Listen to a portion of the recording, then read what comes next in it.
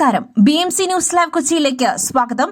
വാർത്തകൾ വായിക്കുന്നത് ആതിര രവീന്ദ്രൻ. ഈ വാർത്തകൾ നിങ്ങൾക്കായി അവതരിപ്പിക്കുന്നത് city tower, city wear and city shoes, Angamaly. Powered by Leotech solar solutions, Mayil food stuffs, Mookkannoor and Cochin Kalabhavan Angamaly franchise.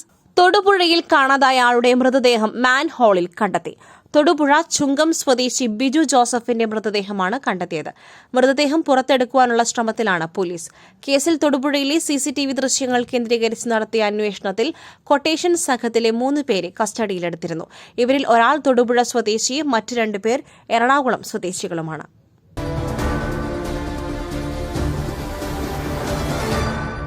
പോലീസിനെതിരെ ഗുരുതരാരോപണവുമായി Kozhikode ഈങ്ങാപ്പുഴയിൽ ഭർത്താവിനാൽ കൊല്ലപ്പെട്ട ഷിബിലയുടെ കുടുംബം. പ്രതി യാസറിനെതിരെ പരാതി നൽകിയിട്ടും പോലീസ് അവഗണിച്ചെന്ന് കുടുംബം ആരോപിക്കുന്നു.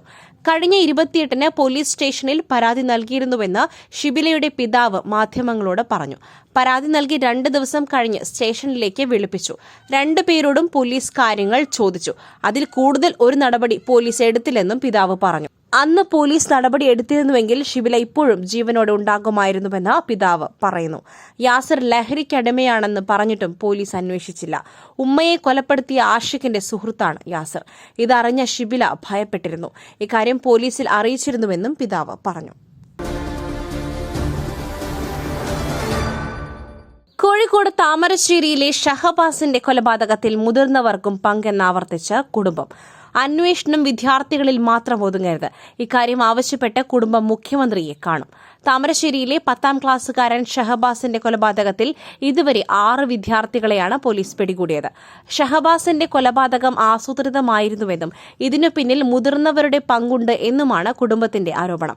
ഇക്കാര്യം ചൂണ്ടിക്കാട്ടി അന്വേഷണം ഊർജിതമാക്കണമെന്നാവശ്യപ്പെട്ടാണ് കുടുംബം ഈ മാസം 27-ന് മുഖ്യമന്ത്രിയെ കാണുക.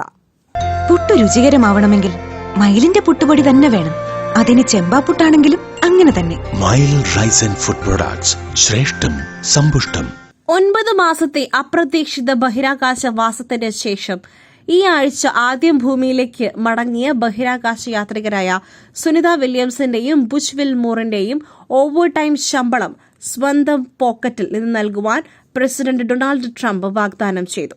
അന്താരാഷ്ട്ര ബഹിരാകാശ നിലയത്തിലേക്ക് പുറപ്പെട്ട ബോയിംഗ് ബഹിരാകാശ പേടകത്തിലെ സാങ്കേതിക തകരാറുകളെ തുടർന്ന് കഴിഞ്ഞ വർഷം ജൂണിൽ ഒരാഴ്ച നീണ്ടുനിന്ന ദൌത്യം 9 മാസത്തെ പരീക്ഷണമായി മാറിയതിന് ശേഷം സുനിതയും വിൽമോറും ബഹിരാകാശത്ത് 278 ദിവസം കൂടി ചിലവഴിച്ചു.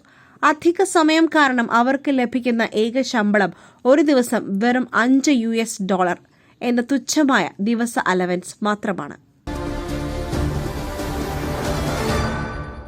നിയമവിദ്യാർത്ഥിനിയെ പീഡിപ്പിച്ചെന്ന പരാതിയുമായി ബന്ധപ്പെട്ട സ്വാമി ഗംഗേശാനന്ദയ്ക്ക് എതിരായ കേസ് വിചാരണ കോടതിക്ക് കൈമാറി.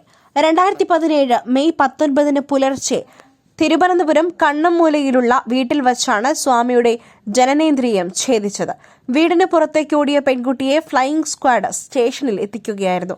പെൺകുട്ടിയുടെ മൊഴിയുടെ അടിസ്ഥാനത്തിൽ സ്വാമിക്കെതിരെ ലൈംഗിക പീഡനത്തിന് കേസെടുത്തിരുന്നു. മജിസ്ട്രേറ്റിനു നൽകിയ രഹസ്യമൊഴിയിലും പെൺകുട്ടി ഇക്കാര്യം ആവർത്തിച്ചിരുന്നു. എന്നാൽ പിന്നീട് ഹൈക്കോടതിയിൽ നൽകിയ സത്യവാങ്മൂലത്തിൽ സ്വാമി ഒരിക്കലും തന്നെ പീഡിപ്പിച്ചിരുന്നില്ലെന്നും പെൺകുട്ടി വ്യക്തമാക്കി. സ്വയം ലിംഗച്ഛേദം ചെയ്തതാണെന്ന് സ്വാമി മൊഴി നൽകുകയും ചെയ്തു.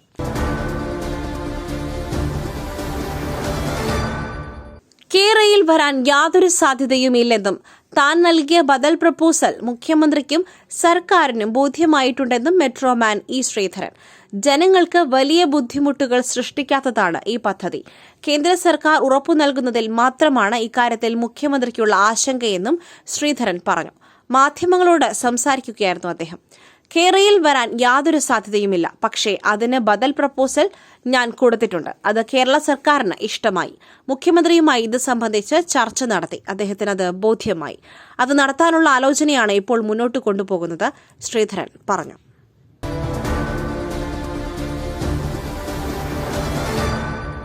പ്രതിഷേധം കടുപ്പിച്ച് ആശാ വർക്കേഴ്സ്.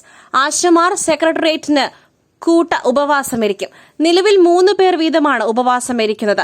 ഈ മാസം 24-ന് ആശാ വർക്കർമാർ കൂട്ട ഉപവാസം ഇരിക്കും. ആശാ വർക്കർമാരുടെ സമരം 41-ാം ദിവസത്തിലേക്ക് നീങ്ങുകയാണ്. ഇതിനിടെയാണ് കൂട്ട ഉപവാസത്തിന് ആശമാർ നീങ്ങുന്നത്. സംസ്ഥാനത്ത് പരക്കെ മഴയ്ക്ക് സാധ്യത. 7 ജില്ലകളിൽ യെല്ലോ അലർട്ട് പ്രഖ്യാപിച്ചു. തിരുവനന്തപുരം, പത്തനംതിട്ട, എറണാകുളം, തൃശൂർ, പാലക്കാട്, മലപ്പുറം, വയനാട് ജില്ലകളിലാണ് യെല്ലോ അലർട്ട് പ്രഖ്യാപിച്ചിരിക്കുന്നത്. നാളെ മലപ്പുറം, വയനാട് ജില്ലകളിലും യെല്ലോ അലർട്ട് പുറപ്പെടുവിച്ചിട്ടുണ്ട്. ഈ ജില്ലകളിൽ ഒറ്റപ്പെട്ട ശക്തമായ മഴ ലഭിച്ചേക്കും. 24 മണിക്കൂറിൽ 64.5 മില്ലിമീറ്റർ മുതൽ 115.5 മില്ലിമീറ്റർ വരെ മഴ ലഭിക്കുവാനാണ് സാധ്യത. മറ്റൊരു വാർത്തയുമായി കണ്ടുമുട്ടുന്നതുവരെ നന്ദി, നമസ്കാരം.